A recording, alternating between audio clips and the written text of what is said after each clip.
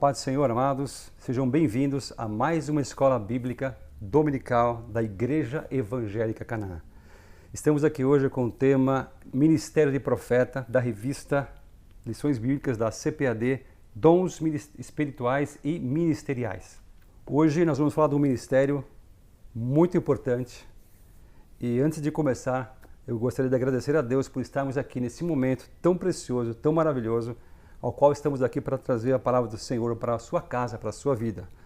Queria dar bom dia, boa tarde, boa noite para quem está vendo esse vídeo, nesse momento, nesse horário, e agradecer a Deus por esta oportunidade e para nossos pastores, pastor Rogério e pastor Anderson, por estarmos aqui com essa oportunidade para trazer para vocês essas ministrações da Escola Bíblica Dominical. Antes de mais nada, vamos fazer uma pequena oração para começarmos a introdução da palavra. Amém?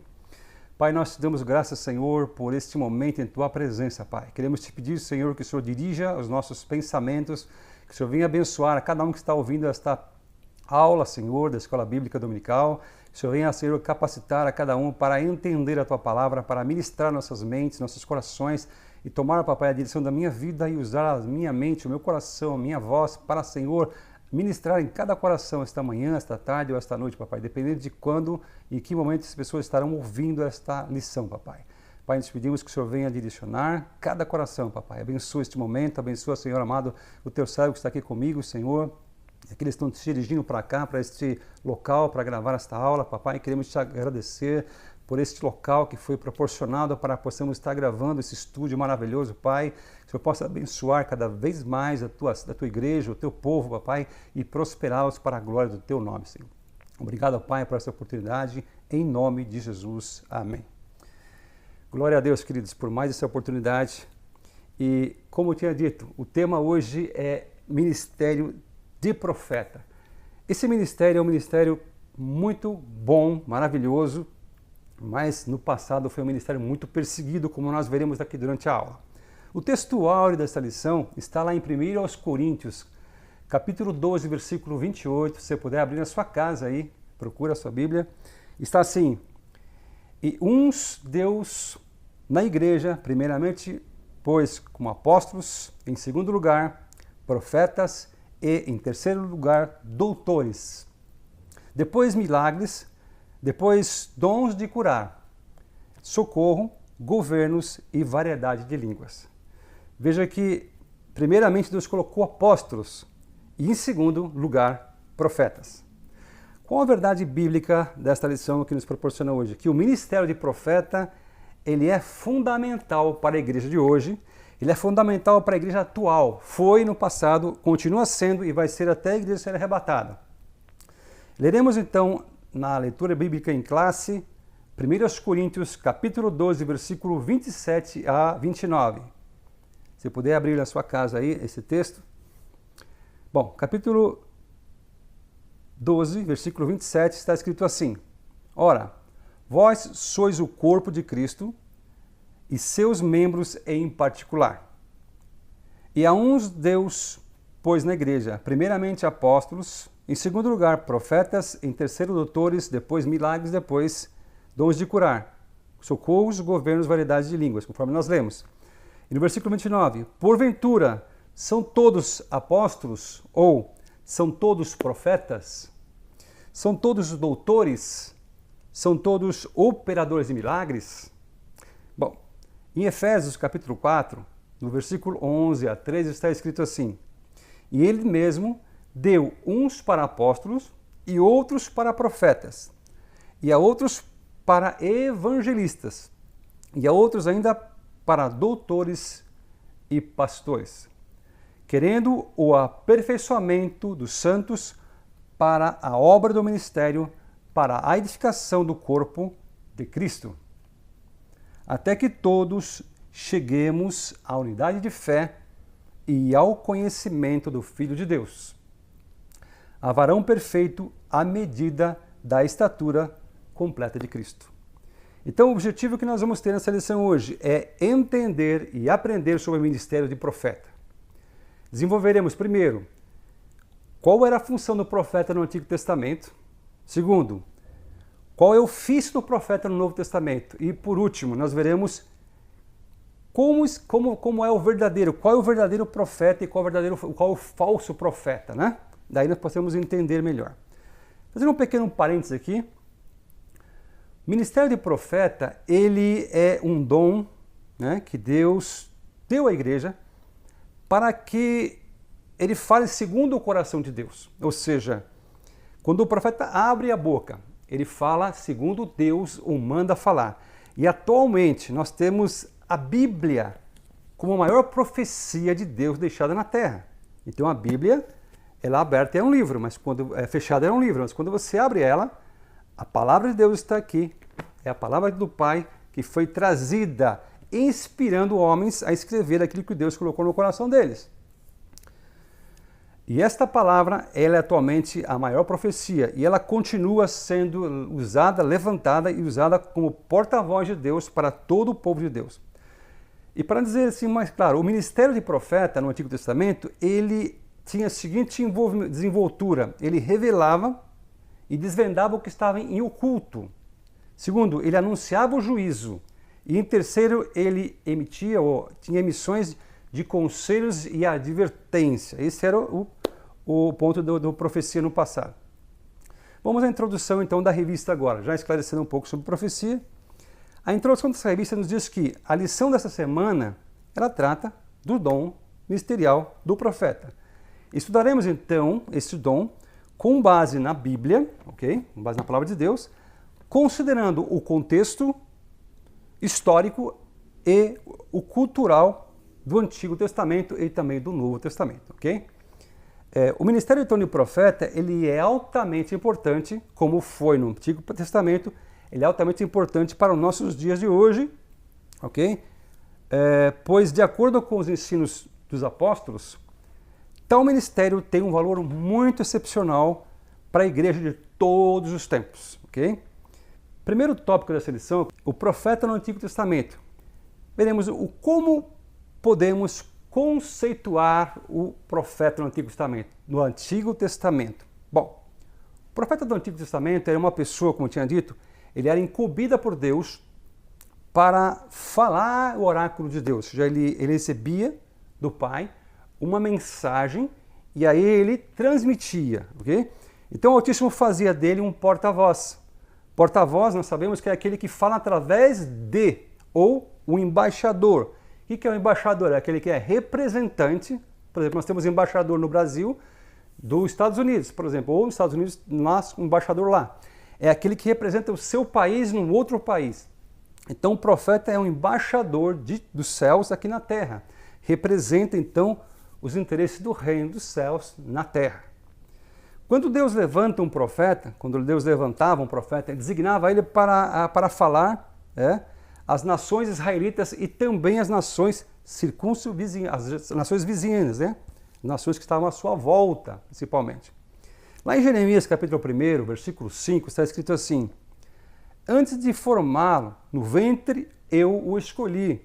Deus falando para Jeremias: antes de você nascer, eu o separei e o designei como profeta das nações. Ou seja, antes que Jeremias houvesse nascido, Deus já tinha separado ele para ser um profeta.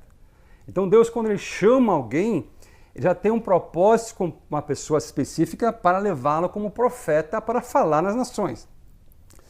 Ao longo da história do Antigo Testamento, nós vemos que o Senhor levantou homens, levantou mulheres para profetizarem, como por exemplo levantou Samuel. Levantou como último dos juízes, primeiro dos profetas, para falar da nação de Israel, como está lá em 1 Samuel, capítulo 3. Também levantou Elias, que é um grande profeta. Levantou Eliseu, levantou também a profetisa Hulda, que é pouco conhecida, está em 2 Reis, capítulo 22. E muitos outros profetas, tais quais literários como Isaías, Jeremias e Daniel. Fazendo outro parênteses aqui sobre isso, fora da revista, nós temos na Bíblia 5 livros dos profetas que dizem profetas maiores. Não que eles sejam profetas maiores porque foram maiores que os outros, não, mas profetas que escreveram maiores proporções da Bíblia, E são esses livros Isaías, Jeremias, Lamentações de Jeremias, Ezequiel e Daniel. São considerados 5 profetas maiores. E os 12 menores são Oséias, Joel, Amós, Obadias, Jonas, Miqueias, Naum, Abacuque, Sofonias, Ageu, Zacarias e Malaquias. São considerados menores, não porque foram menores em si, mas porque escreveram a porção menor da profecia. Então, como surgiu então os profetas no Antigo Testamento? Havia reis, sacerdotes, que deixaram de ouvir a voz de Deus e começaram a se contentar em fazer a própria vontade. Por conta disso, Deus levantou os profetas para virem falarem em seu nome, né? Então, o chamado de Samuel, nós lembramos que Samuel foi através da sua mãe, que não podia ter filho, né? E ela chorando, Ana chorando a Deus, né? E Deus deu um filho para ela. Ela disse que ofereceria a Deus o seu filho. E dito e feito, foi o que aconteceu. Ela ofereceu Samuel e deixou Samuel nas mãos de Eli, que era um sacerdote da época, e esse o criou. E quando Samuel já era pequeno, Deus apareceu a ele, falou com ele e o levantou para ser profeta, porque já a geração de Eli estava se corrompendo, bem como seu filho Osni e Finéias também estavam transformando o que era santo, sagrado, em coisas vãs, né? E trazendo coisas que era fogo estranha para dentro da casa de Deus. Então, por conta disso, Deus levantou Samuel como primeiro profeta para falar à nação de Israel. O segundo foi já Elias, né? Como nós vimos falando sobre Elias. Elias foi um dos maiores campeões de Deus, um profeta que Deus levantou, diferenciado, que até hoje ele é considerado um dos maiores profetas para o povo de Israel, né?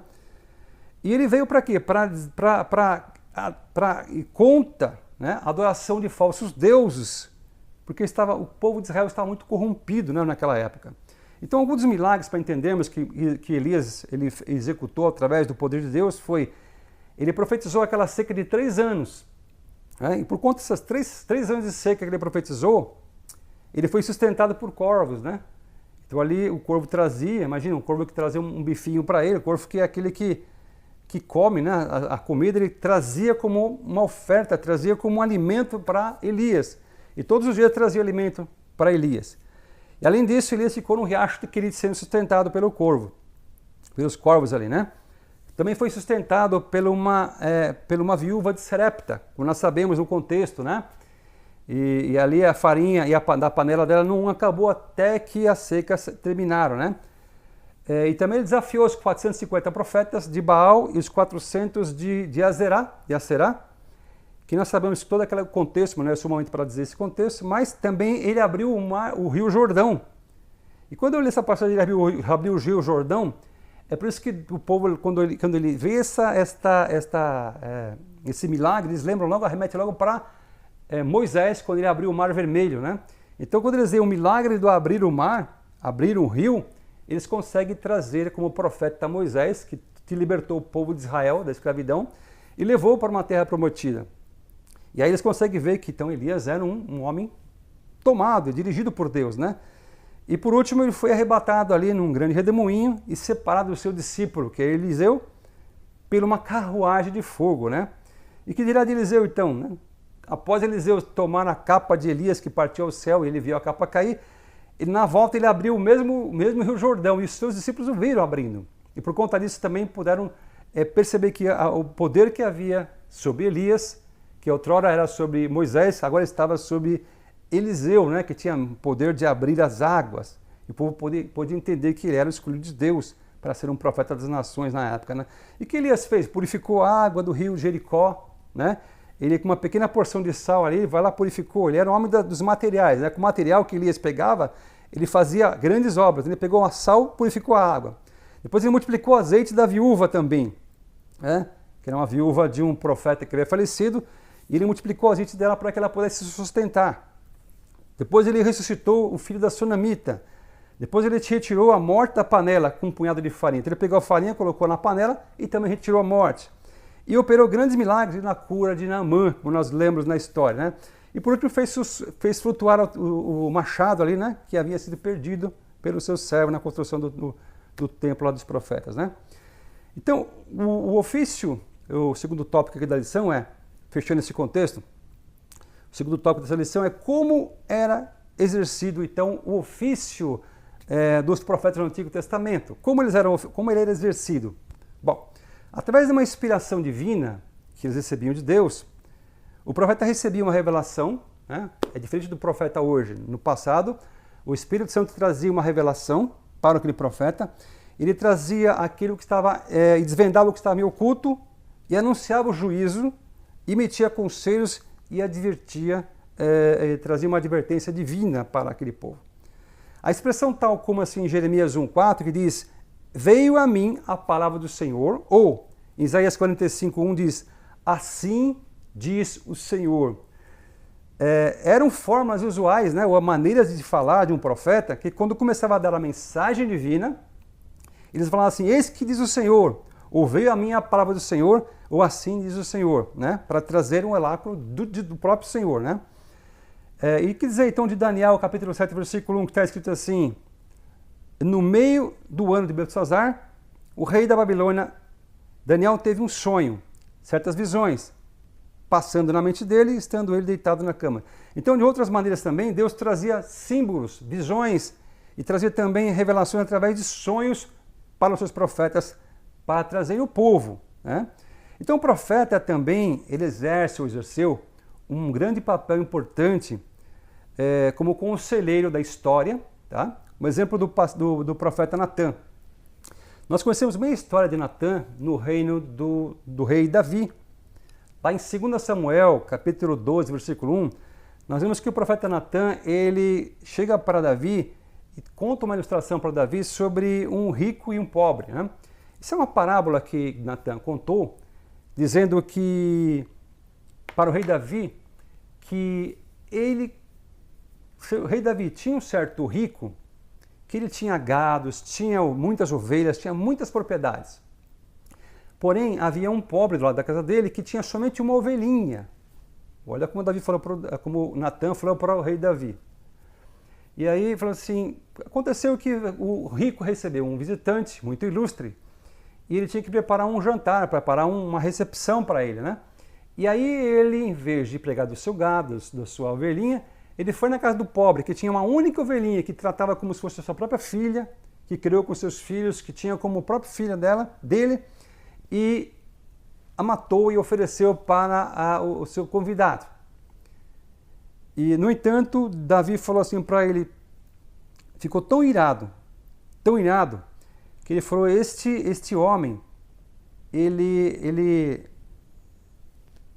é tão... deveria ser morto, né? Esse homem, ele não fez o certo. Ele deveria ter pego do seu gado, da sua ovelha, para alimentar. Então o furor se acendeu tanto que sobremaneira que esse homem, disse assim a Natã, tão certo como vive o Senhor, Davi falou para Natã, o homem que fez isso deve ser morto, e pela cordeirinha restituirá a ele 4 vezes, porque fez tal coisa e porque não se compadeceu daquele. Então Natã disse assim para Davi, tu és esse homem. Nós lembramos bem da história que Davi estava no seu palácio, né? Ali ele tinha que ter ido para a guerra, mas entanto ele ficou no palácio passeando, né? Isso nos faz lembrar que quando a gente fica muito de bobeira, vem o inimigo e começa a colocar muitas coisas na cabeça da gente, ou seja, a mente vazia, né? É a oficina do inimigo. Então Davi estava no palácio, em vez de ir para a guerra, ficou no palácio passeando. Eis que ele olha para a casa do vizinho e vê lá a Betseba tomando banho, e aí ele se encantou com ela. E aí mandou chamar, descobriu quem era, descobriu que era a esposa de um seu guerreiro, e mandou chamá-la e viu que era de Urias, um excelente guerreiro dele, mandou chamar e se interessou por ela e acabou deitando com ela por alguma razão errada. E aí quando ela se engravidou, ele resolveu mandar matar o seu oficial. Nós conhecemos todo o contexto, né? Mas ou seja, o Senhor queria trazer uma pressão através de uma verdade, através de um contexto, de uma parábola. Natã trouxe então a verdade para Davi, ou seja, o profeta também era usado para trazer a verdade para reis e para as pessoas influentes da época, né? Nós vemos o que aconteceu aqui.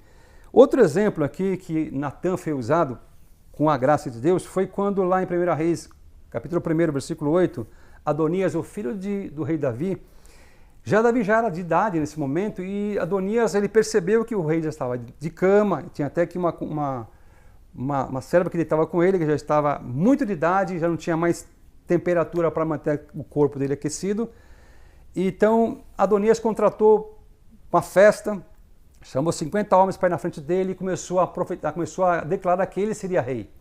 E Natan, percebendo isso, foi falar com a Betseba, que então eles foram falar com o rei Davi, dizendo que Adonias estava se proclamando rei. E aí Davi tinha prometido isso para Salomão. E nós conhecemos todo o contexto que se desenrolou, que depois Davi colocou Adonias no trono e desmascarou Adonias. Então nós vemos que aí nesse caso, Natan foi usado também para desmascarar uma mentira, uma tentativa de usurpar o trono, né?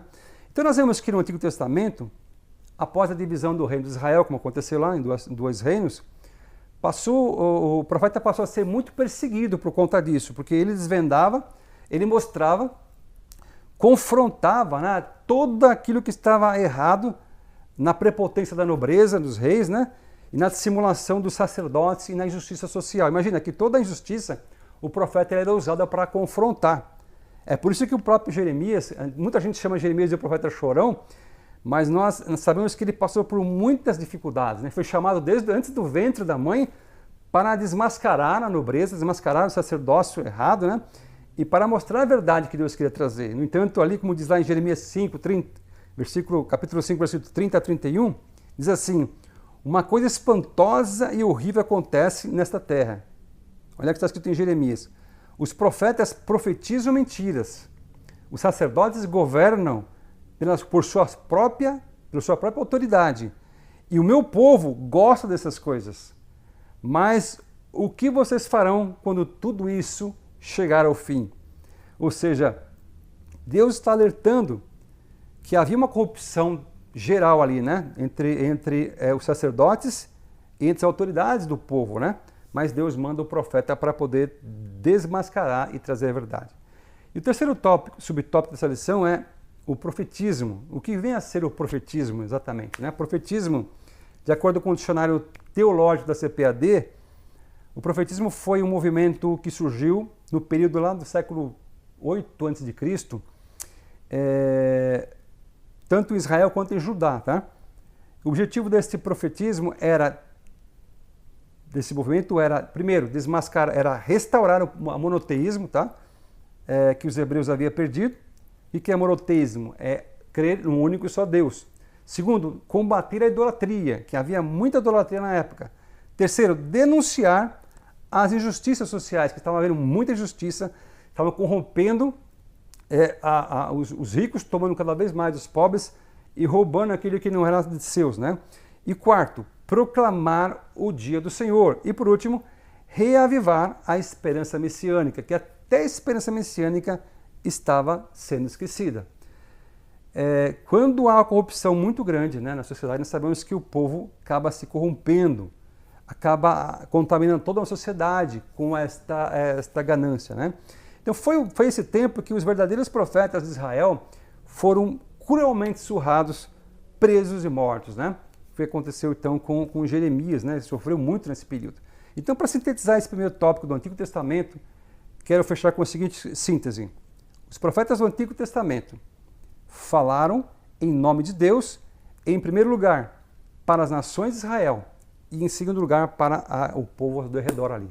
Quer dizer que o profeta do Antigo Testamento, ele era um homem que recebia de Deus o oráculo dos céus, Deus falava através dele e ele entregava uma mensagem. Mas ele não falava da boca dele, ele trazia a mensagem do próprio Deus para aquele povo na época, né? Segundo o tópico dessa lição, está em profeta no Novo Testamento. Então, como podemos ver então qual a importância do termo profeta no Novo Testamento, que é o primeiro subtópico da lição? Como vimos em Efésios 4:11, são mencionados então 5 ministérios, como já lemos: apóstolos, profetas, evangelistas, pastores, doutores, que são os 5 ministérios. Não é por acaso que nós lemos profetas e apóstolos juntos, né? Sempre nós percebemos que o apóstolo, o profeta, Está logo depois de apóstolo, ou seja, tal é a importância desses dois ministérios andarem sempre junto, né? Quem eram os apóstolos da época? Os apóstolos eram os profetas, eram os discípulos de Jesus que andaram com o mestre, que andaram com Jesus, que ficaram 3 anos aprendendo com ele, que estavam ali para trazer a mensagem, aprenderam com o mestre e agora iam passar para o povo, para ensinar a verdade. E o profeta estava andando junto com os apóstolos. E olha o que diz Efésios capítulo 2, versículo 20. Efésios 2, 20, 3, 5 e 4, 11. Olha o que diz. Edificados sobre o fundamento dos apóstolos e dos profetas. Efésios 2, 20. Efésios 3, 5 está escrito assim. Esse mistério não foi dado a conhecer aos homens de outras gerações, mas agora foi revelada pelo Espírito aos santos apóstolos e profetas, novamente os dois juntos. E por terceiro capítulo aqui, Efésios 4:11, está escrito assim, e ele designou alguns apóstolos e outros profetas. Sempre vemos que a importância do apóstolo e profeta está andando junto no contexto. Por quê? Porque a Bíblia afirma que os concidadãos dos céus são edificados nos fundamentos dos apóstolos e dos profetas, conforme já lemos em Efésios capítulo 2, versículos 19 e 20. Que a família de Deus ela é fundamentada e edificada nos fundamentos dos apóstolos e dos profetas. Então aqui na Bíblia fica muito claro a importância desse ministério profético estar na liderança da igreja ali no primeiro século, né? Então o segundo subtópico aqui é o ofício do profeta no neotestamentário. Como era, né? Como foi operado, qual foi esse ofício, né? Bom, seu ministério no Novo Testamento não consistia em predizer futuro ou adivinhar o presente, de maneira alguma, né? Ou ficar fora de si, como alguns imaginam aí, né? Não existe isso. De acordo com o comentário bíblico da Pentecostal, Novo Testamento, que é esta Bíblia aqui, Bíblia Pentecostal, tem um comentário nela, que ela diz assim, era dotado por Deus para receber e mediar diretamente a palavra de Deus. Então, esses profetas, eles recebiam de Deus, tá? A palavra de Deus para receber, mediar e trazer diretamente de Deus, né? Apesar deles, muitas vezes, predizerem o futuro, como acontece lá no passado, acontece até no dom profético hoje, conforme eu estudei a Bíblia de estudo, seu ofício consiste em proclamar e interpretar, ou seja, proclamar a palavra, além de trazer a palavra, ele tinha que interpretar a palavra por vocação divina. Tá? E muitas vezes eles iriam admoestar, ou seja, divertir a pessoa, exortar, ok? Também animar, consolar e edificar a igreja. É a tríplice função da palavra. Ela exorta, consola e edifica. A profecia também ela tem que exortar, tem que consolar, tem que edificar. Se uma profecia é dada só exortar, não tem muito sentido, porque ela tem que exortar, consolar e edificar. Tá? Então era esse o dever do profeta no Novo Testamento, assim como no Antigo. Primeiro, ele tinha que desmascarar o pecado. Segundo, ele proclamava a justiça do reino dos céus. Terceiro, ele advertia do juízo futuro, né? Dizendo que haveria o juízo por conta disso. E por último, ele combatia o mundanismo, né? E a frieza espiritual que havia entre o povo de Deus. Então veja dada a importância que era o ministério profético, tanto no Antigo quanto no Novo Testamento, né? E hoje nós temos o dom profético, né? Outrora, no Antigo Testamento, nós tínhamos o profeta, que ele exercia um ofício, uma função, né, do dom. Ele exercia, na verdade, ele estava ali como profeta, ele recebia oráculo do próprio Espírito e trazia oráculo naquela época. Então ele recebia oráculo e trazia. Hoje o dom profético é um pouco diferente. Você não recebe oráculo, você tem o Espírito Santo, você tem o dom da profecia. E aí o profeta ele traz a revelação dos céus e muitas vezes. É interessante que o Senhor tem falado poderosamente mesmo, né? Durante nós vemos aí nas lives do clamor de oração que o nosso pastor presidente, pastor Rogério, tem trazido. Ele tem trazido, e agora última live, ele falou que ele via assim um orvalho caindo sobre as casas, né? E quando ele falou que via um orvalho, Na hora eu não me atentei, eu percebi, nossa, Deus está derramando orvalho, que orvalho que é esse, né? E hoje, durante a madrugada, às 4 da manhã, o Espírito Santo me acordou e começou a falar comigo o que era esse orvalho. Eu achei assim, interessante esse orvalho. E aí meu filho me levou lá para Êxodo. Comecei a ir lá para Êxodo. E quando eu cheguei lá no texto de Êxodo, o Espírito Santo começou a me trazer à memória que quando Moisés retirou o povo lá do Egito, ele trouxe o povo para peregrinar pelo deserto. E na peregrinação do deserto, naquele deserto ele providenciou ali a nuvem para proteger, o fogo durante a noite, estava sempre presente. Deus, né? O grande Deus estava ali junto com eles, né? Sempre presente. E na madrugada caía o orvalho, aquele orvalho caía na madrugada. E aquele orvalho, ele criava uma fina camada de um pão, uma camada fina de um pão, que eles deram o nome de o que é isso, ou seja, maná. E aquele maná foi dado o nome de pão, né? Pão do céu. E Jesus proclama nessa palavra em João que ele é o pão vivo que desceu do céu. E aí isso me trouxe uma alegria no coração de saber que o Senhor é o pão do céu que desceu à terra. E quando o pastor disse que viu o orvalho caindo sobre as igrejas, sobre as casas, eu falei, que bênção, que maravilha, né? O orvalho caindo dos céus, como caía lá o maná do céu que alimentava todo dia. E uma visão maravilhosa que o pastor teve, né?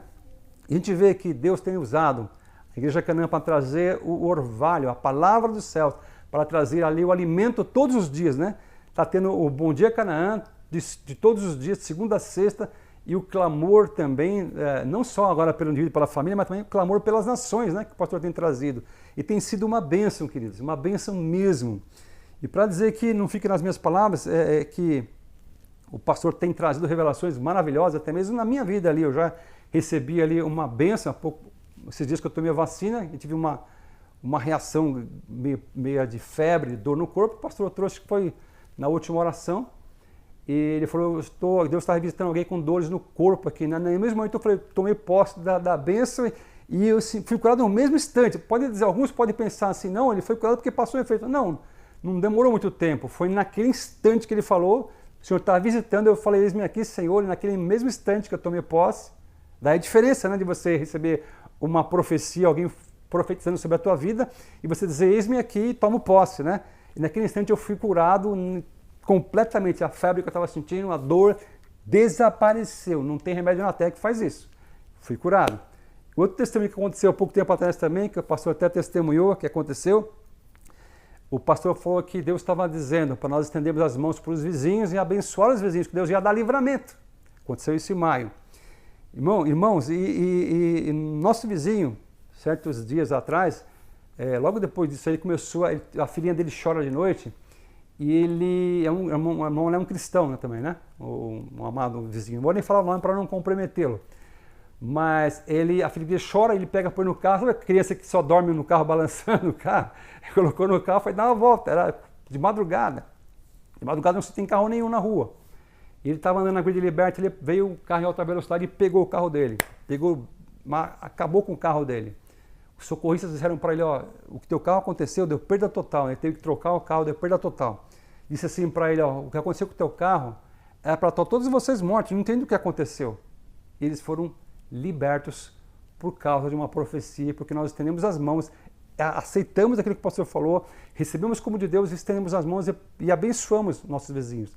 E por conta disso ele foi liberto milagrosamente ali de um acidente e todos saíram ilesos, com nenhum arranhão, só o choque mesmo, sentindo nada. Glória a Deus por isso, né? Pela vida do nosso pastor e pela palavra profética que ele trouxe. Então quando nós vemos hoje, alguns até não creem em profecias, falam, não, profecias foi lá para o passado, era usado oráculo só lá no Antigo Testamento, mas hoje não tem mais isso, hoje acabou, não tem mais. Não, hoje Deus continua usando, porque a palavra profética é a palavra de Deus, foi deixada pelos profetas no passado para escrever a Bíblia. E também Deus traz oráculos hoje para falar conosco. Tá? Quando alguém falar, então, receba em nome de Jesus a palavra profética. Voltando para o texto aqui, queridos, é só um momento de reflexão aqui. Então, qual o objetivo do dom ministerial do profeta? A função do Novo Testamento, então, ele é apresentada por Paulo lá no bloco do versículo de Efésios, capítulo 4, versículo de 11 a 16. Paulo dá ali fala dos 5 ministérios, né? E ele dá ali qual é o propósito desse ministério, tá? Do profeta. Vamos lá. Ele designou ainda alguns para apóstolos, outros para profetas e outros para evangelistas, como já lemos. E outros para pastores e mestres, ao fim, para preparar os santos. Qual é o fim?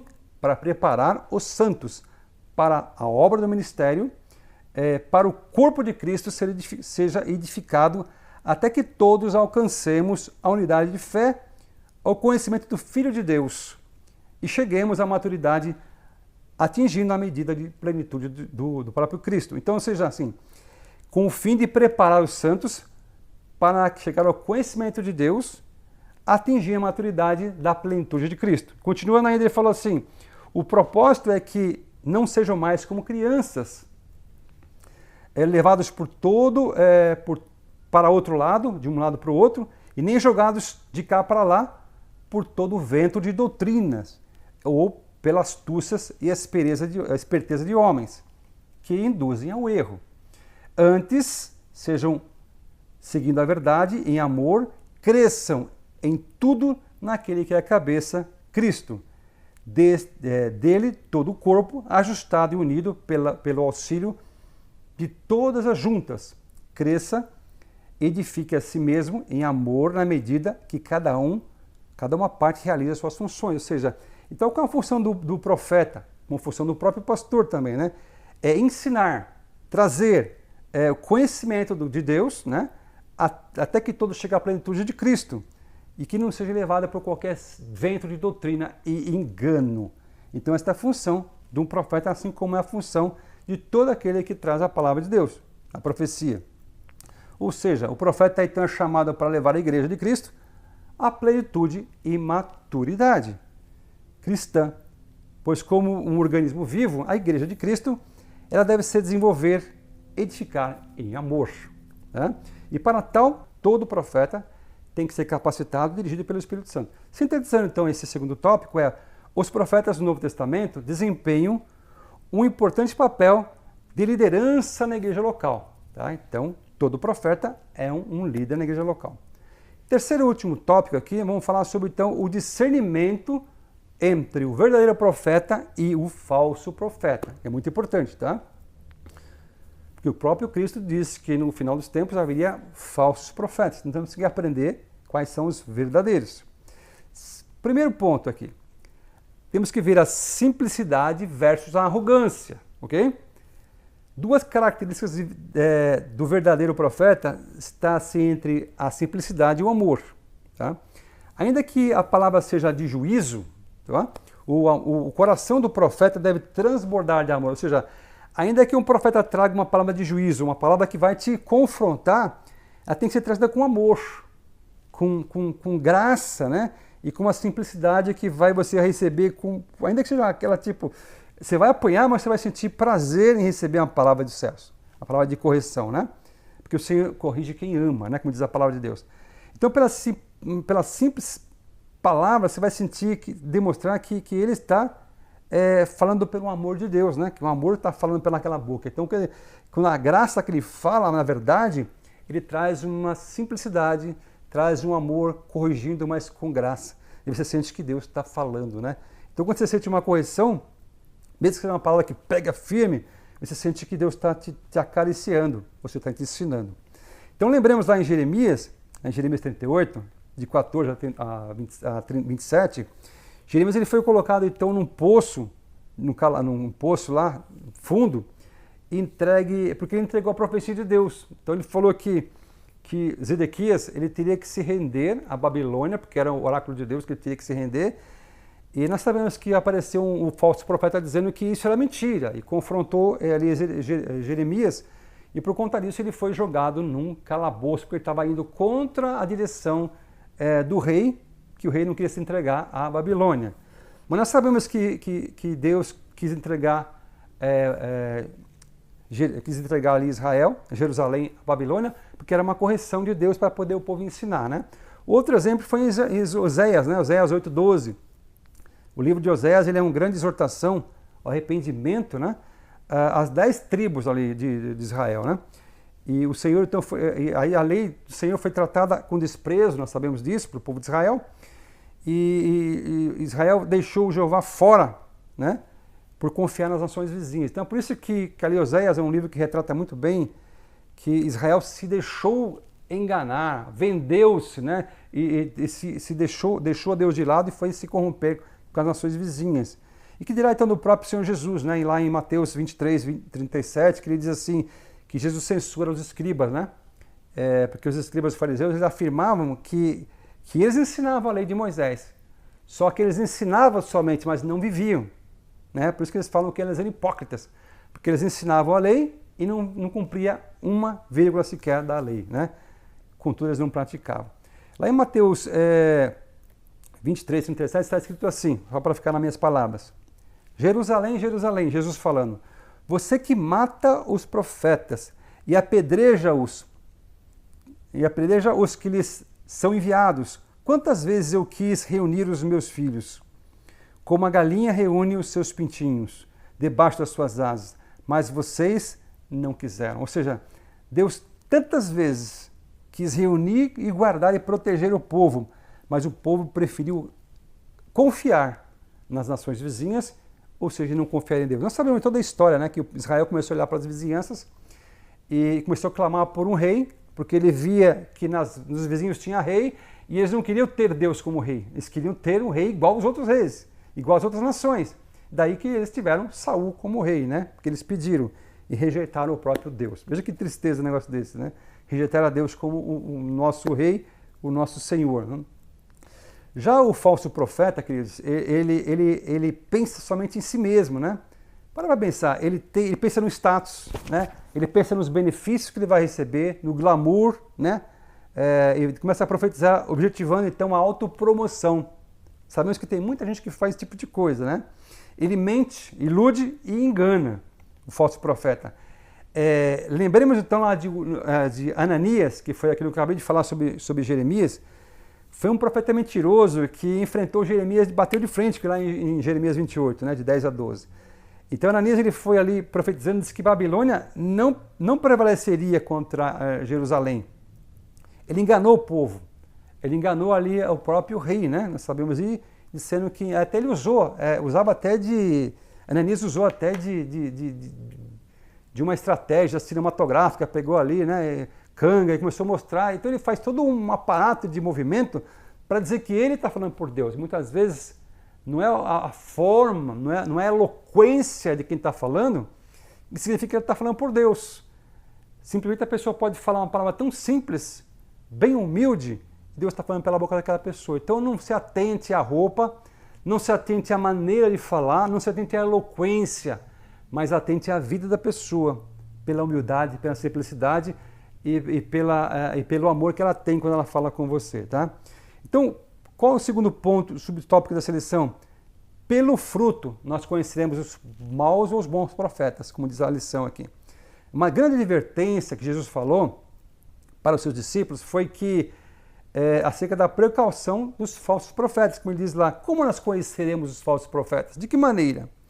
Jesus disse assim, que os conheceremos pelos seus frutos, está lá em Mateus capítulo 7, 15 a 20. Pois o resultado, ou seja, o seu fruto, como diz o profeta, diz e faz, o que ele diz e faz, revela o seu caráter. Então, tudo aquilo que um profeta diz e faz, quando a gente olha o fruto da vida dele, vamos descobrir quem ele é de fato. Como diz a palavra lá, uma árvore boa pode produzir maus frutos? Não. E uma árvore má pode produzir bons frutos? Não. Uma árvore boa produz bons frutos, assim como uma árvore má produz maus frutos. Então você vai saber se aquela árvore tem bom fruto ou não, olhando para o que ela produz, ok? Então logo você reconhecerá de onde procede aquela árvore, né? Do profeta, o que ele faz, ok? Lembra então que nós não devemos diferenciar o verdadeiro e falso profeta pela performance. Repito de novo, nós não devemos diferenciar o falso do verdadeiro, ou o verdadeiro do falso, simplesmente pela performance, pela maneira como ele se comporta, como ele se apresenta, ou pelo espetáculo que ele dá, que ele pode ser simplesmente um ator, né? Mas sim pelo fruto que eles produzem. Tá? Ainda mais, né, que é o terceiro subtópico, sobre o falso profeta. Apesar de o falso profeta ser arrogante, muitas vezes, e iníquo, ele fala com grande eloquência, né? Isso basta para que ele seja... Será que isso basta para que ele seja verdadeiro? Apesar de um falso profeta ser arrogante e iníquo, se ele fala com eloquência, será que você vai achar que ele é um verdadeiro? Algumas pessoas acham que sim. Então nós temos que tomar muito cuidado, porque tem gente que faz curso, faz teatro de falar publicamente, ele pode ser um cara desenvolto, tá? Pode ser um cara que convence você a que está falando a verdade, mas tome cuidado. Veja o fruto que ele está na vida dele. Na obra de Assim diz o Senhor da CPAD, de John Bevere, ele diz a seguinte palavra sobre o profeta: são aqueles que ministram em nome de Deus, em nome de Jesus, nas nossas igrejas e conferências, os quais parte o coração dos justos, embora o ministério seja apresentado em nome de Jesus, não se desempenham pelo seu espírito. Não tenham medo. Ainda aqueles que dizem, assim diz o Senhor, muitas vezes não estão dizendo pela boca do Senhor, estão dizendo pela sua própria boca. Na autoridade do Espírito de Deus, nós temos que tomar cautela com os falsos profetas. Sejamos prudentes. O Espírito Santo, mediante o Evangelho, nos dará discernimento, nos dará a presciência desses enganadores e não nos deixamos conduzir por eles. Uma das coisas que nós sabemos também diferenciar entre o falso e o verdadeiro é se cumprir ou não. Quando alguém te traz uma profecia, se ela se cumprir, é de Deus. Se ela não se cumprir, você vai ver que não é de Deus, porque o falso profeta vai dizer um monte de coisa. Está cheio de gente profetizando um monte de coisas aí por aí. Mas se ela não se cumprir, também nós vemos que aí tem o cumprimento ou não cumprimento. Sintetizando então essa lição, esse tópico, uma das formas de conhecer o falso profeta e identificá-lo é a sua arrogância e a podridão dos seus frutos. Por isso nós vamos descobrir qual é o fruto que ele produz, qual é como ele fala, qual é a arrogância, com que ele fala. Observe o profeta quando ele fala, se ele é uma pessoa simples, se ele é uma pessoa, o arrogante, quer ficar dizendo que ele é o cara, que ele é isso ou aquilo, que ele quer demonstrar que ele tem alguma coisa, ou se ele fala com humildade, né? Se ele fala com uma simplicidade, se ele fala sempre com amor. Aí você vai começar a descobrir quem é o bom ou o falso profeta ou o verdadeiro profeta, né? E para concluir essa lição, queridos, acabamos de estudar então o exercício do ministério do profeta no Antigo e no Novo Testamento. É uma lição. Vimos que o tal ministério, juntamente com os apóstolos, eram os pilares da liderança na igreja no primeiro século, como está em Efésios 2:20, né? Apesar de ao longo da história da igreja, o ministério de profeta ter perdido preeminência, ter perdido evidência, sabemos que o quanto é importante para a vida espiritual da igreja de Cristo, e ainda hoje é importante. Então o profeta do Senhor, com autoridade e sabedoria divina, deve desmascarar a injustiça, o falso profetismo e primar pela edificação da igreja de Cristo na terra. Que Deus levante os legítimos e verdadeiros profetas, que Deus possa falar melhor aos corações de vocês, que Deus possa levantar muitos profetas, muitos pregadores, muitos homens levantados. Eu creio que Deus usa muito o nosso pastor presidente como profeta, e tudo que esse nosso pastor tem dito, Deus tem abençoado, tem direcionado, tem conduzido ele a abençoar. Eu diria mais que esse clamor que o pastor tem trazido todos os dias, de segunda a sexta, das 18 horas, é um clamor para a família. Eu estou dizendo que agora está virando um clamor para as nações. Ele tem clamado para as nações. O Espírito Santo tem conduzido o nosso pastor a clamar pelas nações. E se você não participa desse clamor, venha participar. Deus tem abençoado, tem falado. Eu acabei de testificar agora há pouco sobre como eu recebi a bênção e como Deus tem falado. Creia, o Senhor tem usado a boca de homens abençoados que é nosso pastor, para falar com a tua igreja, para falar com você. Que esta palavra possa tocar do teu coração. E saiba que toda palavra que sai da boca de Deus está aqui, e quando ela é trazida por um homem de Deus, ainda que simples, ainda que singelamente, como a gente tem trazido, o que tem tratado de falar, é a palavra de Deus. Não é dita pela nossa boca, pela simplicidade que nós trazemos, mas é a palavra de Deus. E logo, é uma profecia dos céus para a sua casa. Que Deus te abençoe, que Deus te guarde, que Deus abençoe o seu lar, que Ele te proteja e te guarde, que cure a sua família, que Ele transforme os seus pensamentos, os seus sentimentos, que Ele possa trazer saúde para o seu lar, que Ele possa visitar aqueles que estão enfermos e trazer cura e bênção. Eu profetizo na sua casa bênção e saúde em nome de Jesus. Até a próxima lição, meu querido. Que Deus possa abençoá-lo cada vez mais nessas lições que têm sido maravilhosas na nossa igreja, na sua casa, na sua vida. Em nome de Jesus. Amém.